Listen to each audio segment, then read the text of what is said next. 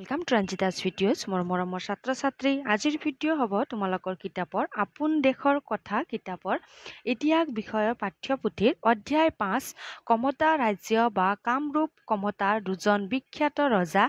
অধ্যায় 5ত আজি প্ৰশ্নৰ উত্তৰ আলোচনা কৰিম লগতে অতিৰিক্ত প্ৰশ্নৰ উত্তৰো আলোচনা কৰিম চেনেলত নতুনকৈ আহিছে যদি চেনেল সাবস্ক্ৰাইব কৰি থৈ দিব নতুন ভিডিঅ'ৰ নটিফিকেশন পাই থাকিব সাবস্ক্ৰাইব কৰা সবকে মোৰ ফালৰ পৰা ধন্যবাদ ভিডিঅ' ভাল লাগিলে লাইকো কৰিব আজিৰ ভিডিঅ' আৰম্ভ কৰো প্ৰশ্নাৱলী 1 নং প্ৰশ্ন একোটিকৈ বাক্যত উত্তৰ লিখা এ কোন শতিকাৰ সময়ছোৱাত ব্ৰহ্মপুত্ৰ উপত্যকাৰ পশ্চিম অঞ্চলটো কমতা ৰাজ্য নামেৰে জনাজাত আছিল উত্তৰ চোৱা কিতাপত 13 শতিকাৰ মাজ ভাগৰ পৰা প্ৰায় 250 বছৰ কাল জুৰি ব্ৰহ্মপুত্ৰ উপত্যকাৰ পশ্চিম অঞ্চলটো কমতা ৰাজ্য নামেৰে জনাজাত আছিল তোমালোকে নিজৰ উত্তৰ বহীত উত্তৰ লিখিবা এতিয়া আমি আলোচনা কৰো বি নং প্ৰশ্নত দিয়া হৈছে সন্ধ্যা ৰজাৰ ৰাজত্ব কালত কামৰূপ ৰাজ্য আক্ৰমণ কৰা বংগৰ শাসনকৰ্তাজনৰ নাম কি লিখা উত্তৰ চোৱা কিতাপত ইখতিয়াৰ উদ্দিন মালিক তুঘ্ৰীল খাই কামৰূপ ৰাজ্য আক্ৰমণ কৰিছিল তোমালোকে উত্তৰ লিখোতে প্ৰশ্নৰ লগত মিলাই লিখিবা ঠিক আছে 3 নং প্ৰশ্ন চোৱা সন্ধ্যা ৰজাই কি উপাধি গ্ৰহণ কৰিছিল উত্তৰ কিতাপত চোৱা সন্ধ্যা ৰজাই গৌৰেশ্বৰ উপাধি গ্ৰহণ কৰিছিল 2 নং প্ৰশ্ন চোৱা কমতা ৰাজ্যৰ আটাইতকৈ বিখ্যাত ৰজাজনৰ নাম কি আছিল উত্তৰ কিতাপত চোৱা দুৰ্লভ নাৰায়ণ কমতা ৰাজ্যৰ আটাইতকৈ বিখ্যাত ৰজা আছিল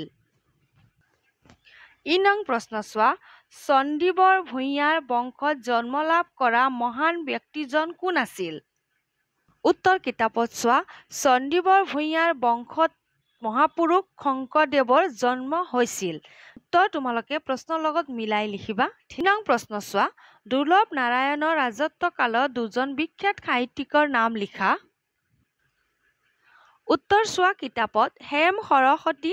আৰু হৰিহৰ বিপ্ৰ তোমালোকে নিজৰ উত্তৰ বহীত উত্তৰ লিখিবা চাবা কিতাপত আন্ডাৰলাইন কৰি থৈ দিছো মই আগতীয়াকৈ ঠিক আছে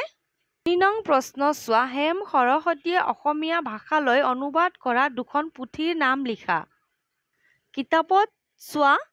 প্ৰহ্লাদ চৰিত্ৰ আৰু হৰগৌৰী সংবাদ কিতাপতে আছে আন্ডাৰলাইন কৰিয়ে থৈ দিছো তোমালোকে চাই নিজৰ উত্তৰ বহীত লিখিবা ঠিক আছে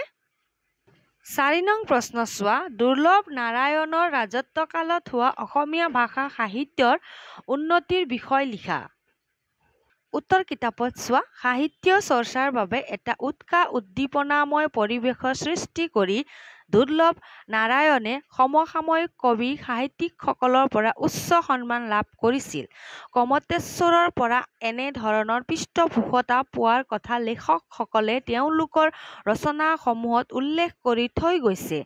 অসমৰ কথিত ভাষাক সাহিত্যৰ ভাষা হিচাপে প্ৰতিষ্ঠা কৰাত আগভাগ লোৱা ৰজা দুৰ্লভ নাৰায়ণৰ প্ৰতি অসমৰ জনসাধাৰণ চিৰদিন কৃতজ্ঞ হৈ থাকিব তোমালোকে নিজৰ উত্তৰ বহীত উত্তৰ লিখিবা এতিয়া আমি আলোচনা কৰো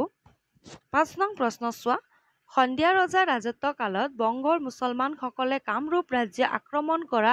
ঘটনাটো বুজাই লিখা কাৰণে কিতাপত চোৱা ইয়াত চোৱা সন্ধ্যা ৰজাৰ ৰাজত্ব কালত ইয়াৰ পৰা লিখি ইয়ালৈকে লিখিবা আকৌ নেক্সট পেজত যাবা ইয়ালৈকে লিখিবা ঠিক আছে আকৌ নেক্সট পেৰাগ্ৰাফত আহিবা ইয়ালৈকে লিখিবা পেলালে আকৌ নেক্সট পেৰাগ্ৰাফত আহিবা ইয়ালৈকে লিখিবা ঠিক আছে ইয়ালৈকে লিখিবা ঠিক আছে এতিয়া আমি আলোচনা কৰো অতিৰিক্ত প্ৰশ্নৰ উত্তৰ অতিৰিক্ত প্ৰশ্ন উত্তৰত চোৱা কেতিয়াৰ পৰা কামৰূপ ৰাজ্যৰ নাম কমতা ৰাজ্য বা কামৰূপ কমতা নামেৰে পৰিচিত হৈছিল 1260 খ্ৰীষ্টাব্দত 2 নং প্ৰশ্ন চোৱা কিমান খ্ৰীষ্টাব্দত বংগৰ শাসনকৰ্তা ইখতিয়াৰ উদ্দিন মালিক তুঘ্ৰীল খাই কামৰূপ ৰাজ্য আক্ৰমণ কৰিছিল উত্তৰ 1257 খ্ৰীষ্টাব্দত 3 নং প্ৰশ্ন চোৱা দুৰ্লভ নাৰায়ণে চণ্ডীবৰক কনৌজৰ পৰা অহা পৰিয়ালকেইটাৰ কি পাতিছিল উত্তৰ শিৰোমণি ভূঞা অৰ্থাৎ মুখিয়াল পাতিছিল 4 নং প্ৰশ্ন চোৱা দুৰ্লভ নাৰায়ণ কোন আছিল দুৰ্লভ নাৰায়ণ এগৰাকী বিদ্যানুৰাগী ৰজা আছিল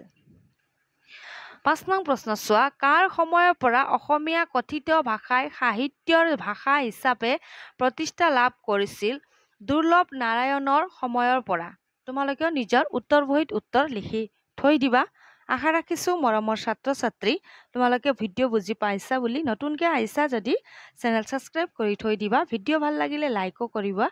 সাবস্ক্ৰাইব কৰা সবকে মোৰ ফালৰ পৰা ধন্যবাদ আকৌ লগ পাম আমি নতুন ভিডিঅ'ত